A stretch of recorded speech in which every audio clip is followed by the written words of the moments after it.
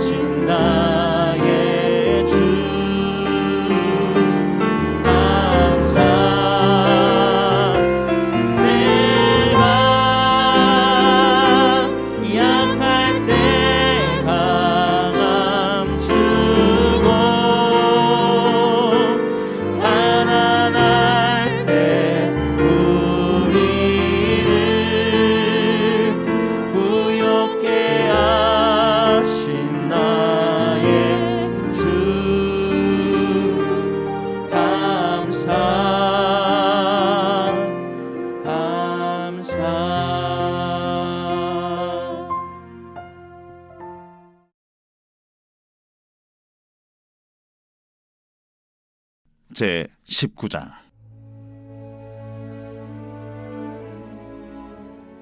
여호와께서 모세에게 말씀하여 이르시되, 너는 이스라엘 자손의 온 회중에게 말하 이르라. 너희는 거룩하라.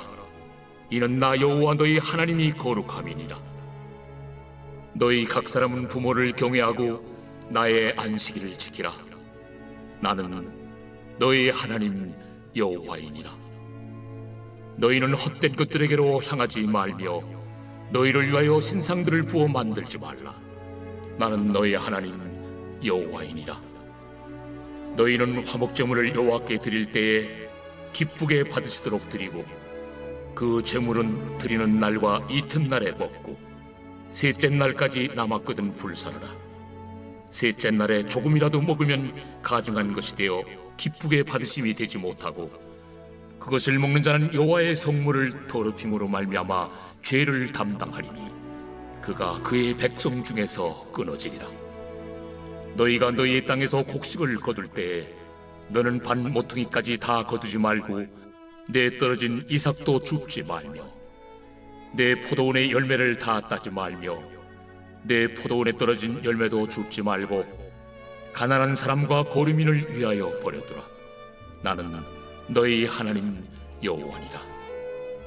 너희는 도둑질하지 말며 속이지 말며 서로 거짓말하지 말며 너희는 내 이름으로 거짓 맹세함으로 내 하나님의 이름을 욕되게 하지 말라. 나는 여호와이니라.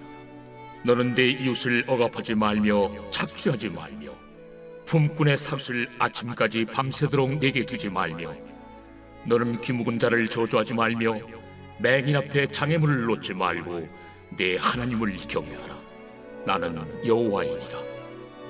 너희는 재판할 때 불의를 행하지 말며 가난한 자의 편을 들지 말며 세력 있는 자라고 두둔하지 말고 공의로 사람을 재판할지며 너는 내 백성 중에 돌아다니며 사람을 비방하지 말며 내 이웃의 피를 흘려 이익을 도모하지 말라. 나는 여호와이니라. 너는 내 형제를 마음으로 미워하지 말며 내 이웃을 반드시 견책하라. 그러면 내가 그에 대하여 죄를 담당하지 아니하리라. 원수를 갚지 말며 동포를 원망하지 말며 내 이웃 사랑하기를 내 자신과 같이 사랑하라. 나는 여호와이니라. 오늘도 말씀으로 하루를 시작하시는 여러분들의 주의 이름으로 축복합니다. 무더운 날씨 가운데서 오늘 또 레위기 말씀을 계속해서 보는데요. 오늘 레위기 19장의 말씀입니다. 우리가 어제까지는 레위기 18장의 성적인 금지, 성적인 일탈에 대해서 하나님의 경고가 있었다면 오늘은 보다 일반적이고 보편적인 거룩함에 대한 규정들의 말씀이 나오고 있습니다. 이미 알다시피 레위기의 핵심 단어는 거룩입니다. 그리고 오늘 본문에도 그 핵심 구절이 나오죠.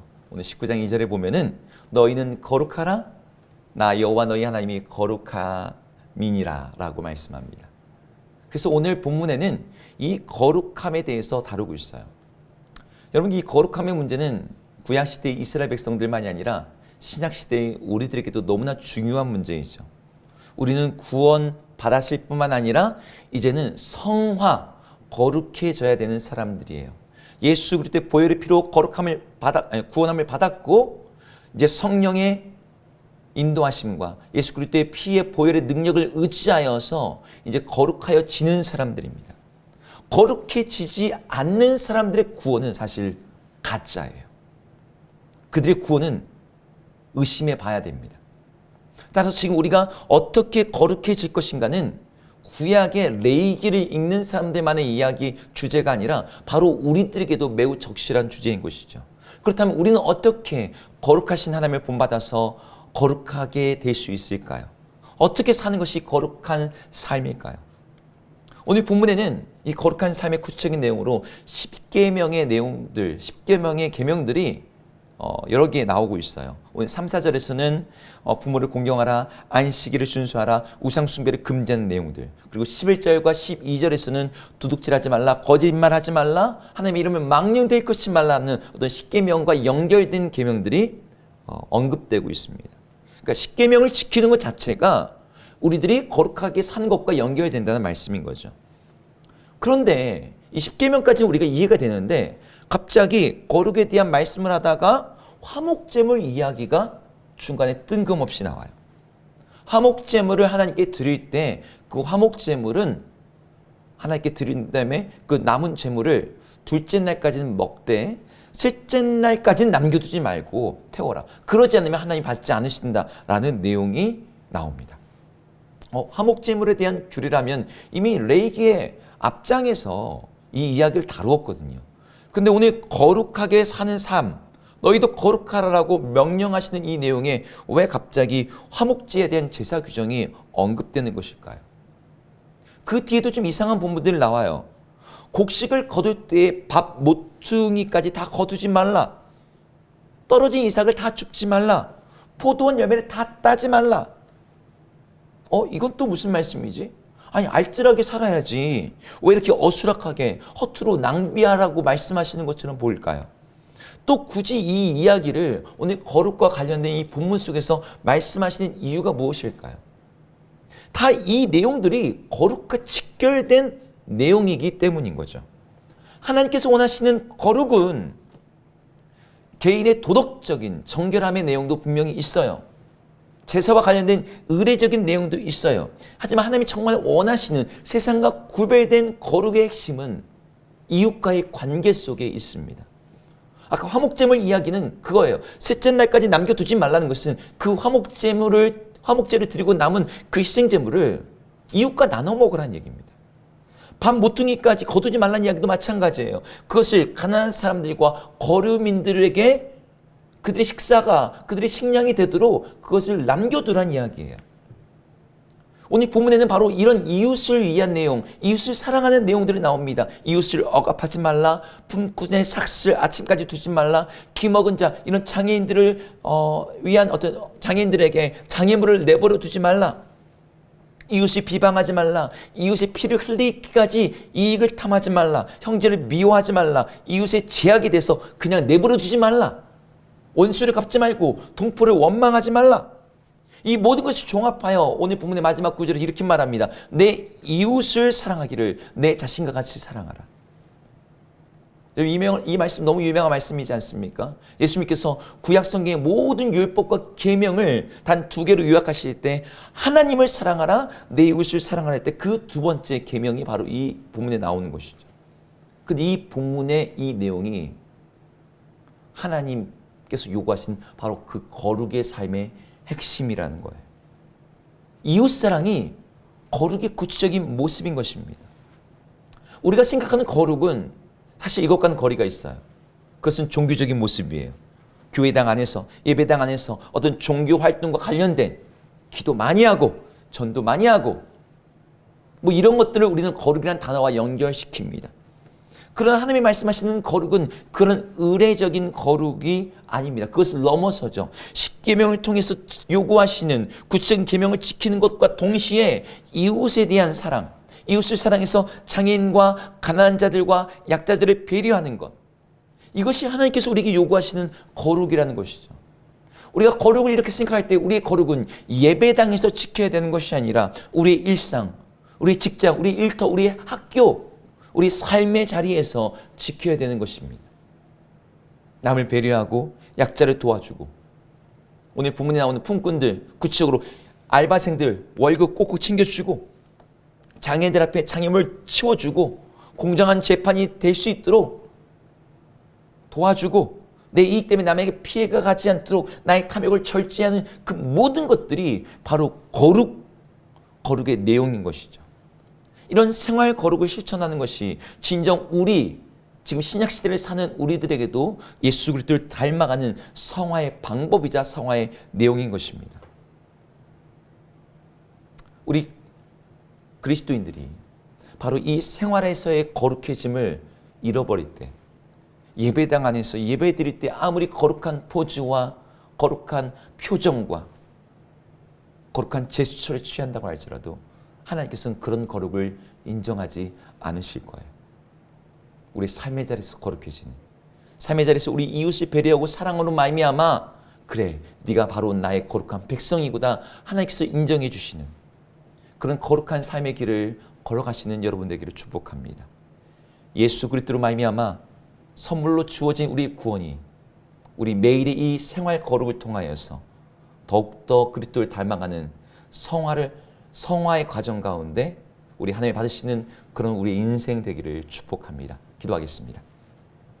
하나님, 우리가 생각하고 있는 거룩은 너무나 편협하고 좁은 그런 거룩이었는지 모르겠습니다. 우리 주님이 우리에게 요구하시는 거룩은 이웃을 사랑하는 것, 우리 이웃을 배려하는 것이 그 거룩의 핵심이라고 오늘 본문은 말하고 있습니다. 하나님, 우리 관계 속에서 사람들의 인심을 잃고 남에 대해서 배려하지 않고 나 자기만을 위하면서 하나님 앞에서 내가 거룩하다라고 자고하고 나를 드러냈던 우리의 어리석은 것을 용서하여 주시고, 하나님 다시 한번 우리 일상에서 삶의 자리에서 주님이 요구하시는 그 거룩을 위해서 나 자신을 내려놓고 포기하고 양보하고 희생하는 그 거룩의 길을 걸어가는 우리 모두 되게 하여 주옵소서. 예수의 이름으로 기도드립니다. 아멘. 함께 주기도문 하시겠습니다. 하늘에 계신 우리 아버지여, 이름이 거룩히 여김을 받으시오며 나라 임하옵시며 뜻이 하늘에서 이룬 것 같이 땅에서도 이루어지이다. 오늘 우리에게 일용할 양식을 주옵시고 우리가 우리에게 죄 지은 자를 사하여 준 것 같이 우리 죄를 사하여 주옵시고 우리를 시험에 들게 하지 마옵시고 다만 악에서 구하옵소서. 대개의 나라와 권세와 영광이 아버지께 영원히 있사옵나이다. 아멘.